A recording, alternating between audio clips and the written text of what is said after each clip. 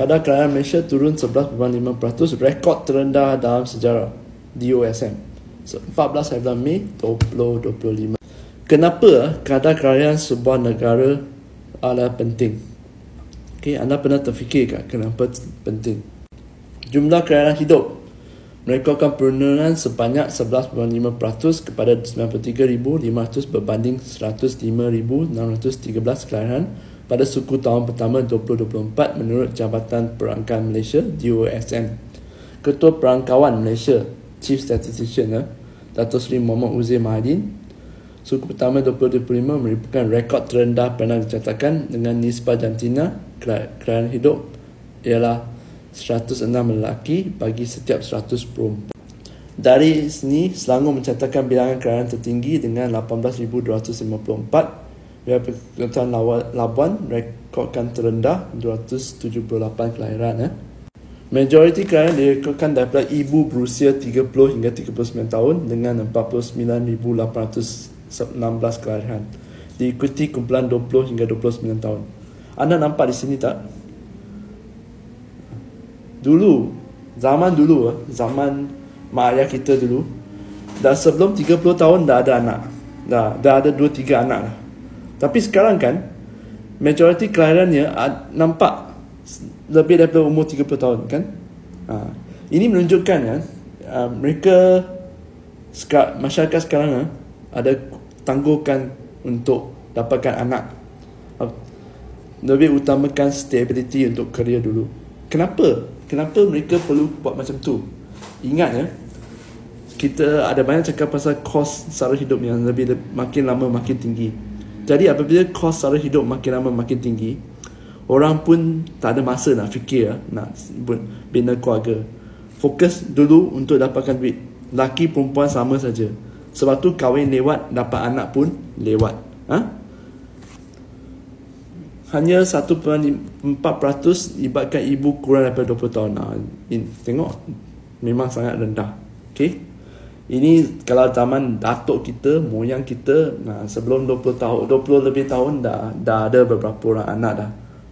Zaman setiap masa berubah, setiap kali berubah.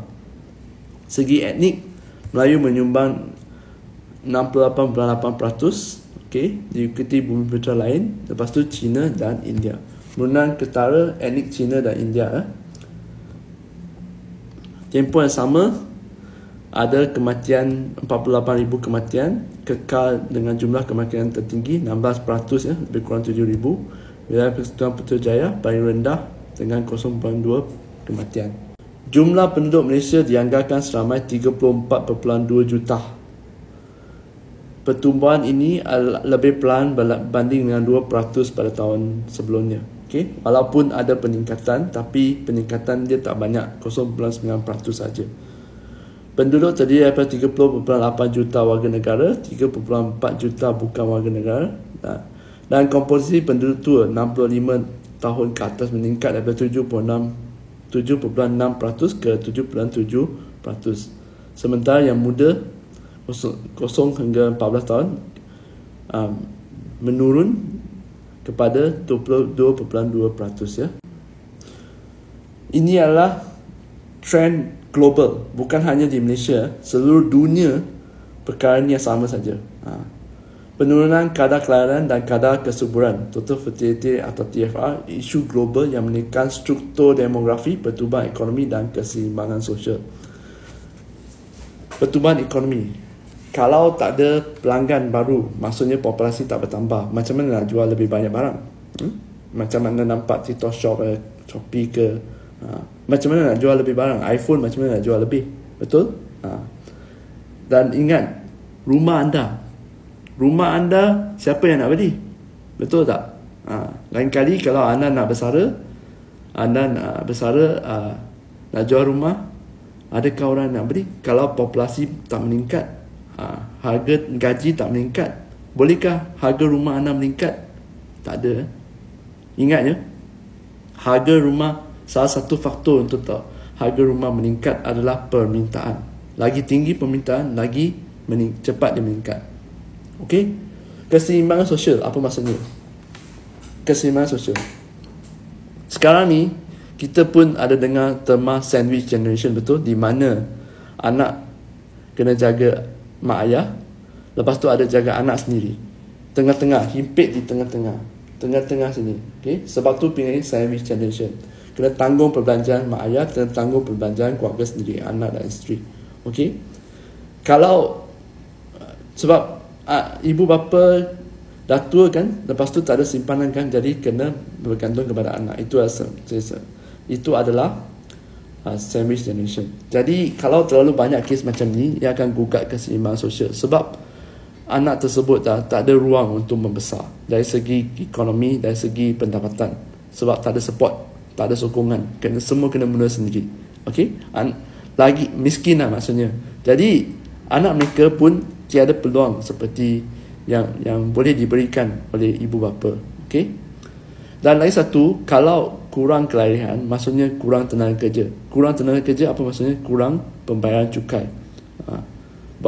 Sebab kurang pekerjaan, kurang peluang pekerjaan. Tak perlu begitu banyak orang lagi.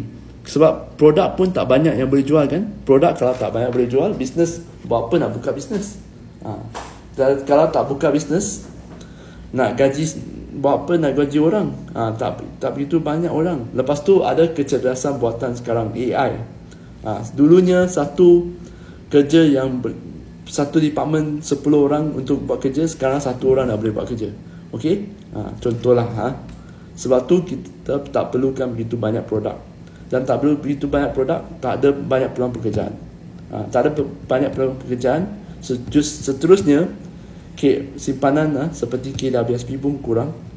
Yang lagi satu adalah cukai pun kurang. Lagi satu, kalau cukai kurang, apa akan terjadi? Apa faedah kepada yang kerja jawatan awam, pejabat awam? Pencen tak boleh bayar. Macam mana nak bayar? Tak ada orang kerja. Populasi tak cukup. Ini adalah dimasukkan dari keseimbangan sosial. Okey? Banyak negara mencatatkan TFR bawah paras penggantian 2.1 anak bagi setiap wanita berusia 15 hingga 49 tahun. Beri kesan kepada populasi menua, penurunan populasi dan tenaga kerja. Populasi menua ni di mana populasi itu kira sebagai tidak produktif, 65 ke atas. Okey? Dan kalau tak cukup orang muda yang ada, hierarki ini di mana yang muda akan tolong tanggung yang tua, yang akan runtuh. Kita dah tengok juga sebenarnya bukan hanya di Singapura, di Malaysia pun, di mana orang yang dah tua bersara terpaksa keluar untuk kerja sebab tak cukup pencen. Wang yang di KWSP tak cukup. Okey? Jadi sebab salah satu faktor adalah tak cukup orang bekerja lah. Kita jangan ambil faktor yang lain dalam diskusi ini. Beberapa negara seperti Korea Selatan, Jepun, Singapura, Thailand, China dan Rusia sedang bergelut dengan cabaran ini dan telah mempengaruhi berbagai dasar sokongan keluarga, insentif kewangan dan lanjutan cuti bersalin sebagai menangani isu populasi menua. Okey? Sebenarnya ramai yang tak nak anak sebab kos sara hidup yang sangat-sangat tinggi. Jadi kalau kerajaan tak buat apa, dan satu dunia kan, kerajaan masa yang sama tak buat apa, tak boleh galakkan, kita akan susah. Bagi sedikit masa lagi akan susah. Tapi saya rasa masyarakat sekarang lepas COVID pun dah lain. Saya perasan kalau sebelum COVID tu kita nampak masyarakat lebih berwas-was dalam perbelanjaan, dan mereka ikut hidup yang sudah diberitahu, seperti kerja, lepas tu dapat universiti sebelum ijazah. Sekarang ni lepas COVID lebih ramai lagi yang ikut cara dia sendiri.